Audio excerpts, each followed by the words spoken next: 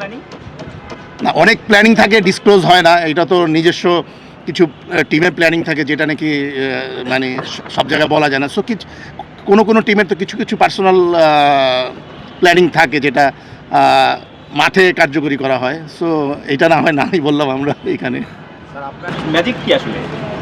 না, নাটকীয় তো না বা ম্যাজিকও কিছু নাই, প্লেয়াররা ভালো খেলতেছে। সবচেয়ে বড় ক্রেডিট দেবো আমি, প্লেয়াররাই সবচেয়ে ভালো ক্রিকেট খেলতেছে এবং শুরুতে বোলিং ইউনিটটা খুব ভালো ছিল। সো ওই জায়গাটা আমরা কাজও লাগানোর চেষ্টা করেছি। স্টিল তারা ভালো ক্রিকেট খেলতেছে। নিশ্চয়ই আপনার সিভির পাশে এই যে টানা 3 বারের বিপিএল চ্যাম্পিয়ন কোচ, এটা দেখতে পারলে ভালো লাগবে। না, এই সব কিছুই ভালো লাগে। বিপিএল বা অন্য যে এইসব টুর্নামেন্টই হয় বাংলাদেশের, মানে জিতলে তো সবই ভালো লাগে এবং পাশে যদি সেই কোচটা যদি আমি হই, অবশ্যই নিজের কাছে এটা একটা অ্যাচিভমেন্ট। টিমের টপ অর্ডাররা দারুণ ব্যাটিং করছে, অন্যদিকে বলারও দারুণ করছে। আসলে আপনার দলের দুই সেটটা মোটামুটি স্ট্রং, মোটামুটি না অনেক ভালো স্ট্রং একটা টিম করেছেন এখন পর্যন্ত। আপনাদের টিম যত ভালো করছে এখন ফরেন প্লেয়ারকে আর নতুন কেউ আসছে কিনা? হ্যাঁ, এই প্রশ্নের প্রেক্ষিতে আমি শুরুতেই বলতে চাই যে আমরা একজনকে মিস করব, রসিস্টনকে আমরা মিস করব। খুব ভালো ক্রিকেট খেলে গিয়েছে আমরা এখানে আমাদের টিমের হয়ে। তার জায়গায় আমরা মোহাম্মদ হারিসকে নিয়েছি, আশা করি সে তার জায়গাটা ফুলফিল করতে পারবে। স্যার একটা বিষয় বলছিলাম যে বিপিএলে অনেক ক্রিকেটাররাই দেশি ক্রিকেটাররা পারফরমেন্স করছে, আসলে অনেকেই দারুণ পারফরমেন্স করছে। নাইম শেখ করতেছে, হাসান মাহমুদ দারুণ বোলিং করছে, তারা আসলে ন্যাশনাল টিমে সুযোগ পায় না। এমনিতে ঘরোয়া ক্রিকেটে যারা পারফরমেন্স করে তারা পিক টাইমে মানে সুযোগটা পায় না। এটা কি একটু ক্রিকেটারদের জন্য একটু মানে ক্ষতিকর কিনা?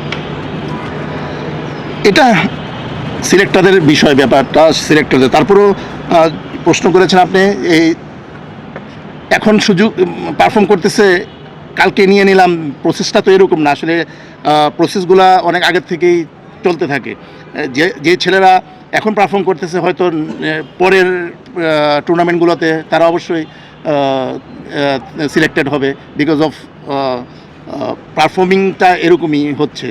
সো যারা হয়তো যে উদ্দেশ্যে কথাগুলো বলা হচ্ছে যে যারা পারফর্ম করতেছে না তারা কেন, তারা যারা পারফর্ম করছে তারা না কেন, বাট যারা এতদিন পারফর্ম করেছিল তারাই কিন্তু টিমে থাকবে।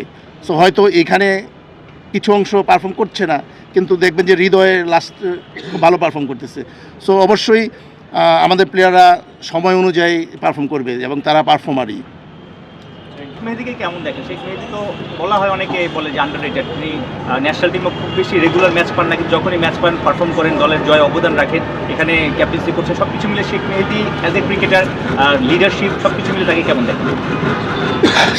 শেখ মেহেদীর সাথে একদম ক্লোজলি কাজ করা আমার এই প্রথম, এবং ক্যাপ্টেন এবং কোচের মধ্যে যে কম্বিনেশনটা দরকার সেটা খুবই ভালো হচ্ছে আমাদের।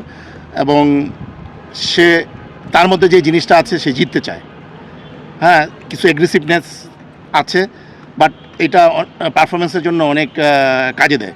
সো সে যখন বল হাতে নেয় সে উইকেট নিতে চায়, সে যখন ব্যাটিং করে তার যে ছোট ছোট কন্ট্রিবিউশনগুলো টিমের মধ্যে, কম বলে টি-20-র মধ্যে যেই কাজগুলো থাকে সেটা খুবই উপকৃত করতেছে টিমকে। এবং অ্যাজ এ ক্যাপ্টেন তার বল হ্যান্ডলিং আমার কাছে খুবই ভালো লাগছে। সব ধরনের খেলার খবর পেতে সাবস্ক্রাইব করুন, সঙ্গে থাকুন খেলার পাতার।